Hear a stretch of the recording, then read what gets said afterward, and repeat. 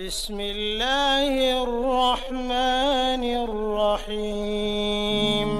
எவராவது கெட்ட கனவு கண்டால் 3 முறை இடது பக்கம் துப்பிவிட்டு அவூது பில்லாஹி மினஷ் ஷைத்தானிர் ரஜீம் என 3 முறை கூறிவிட்டு மறுபக்கம் திரும்பி படுத்துக் கொள்ளவும் என நபி ஸல்லல்லாஹு அலைஹி வஸல்லம் அவர்கள் கூறினார்கள்.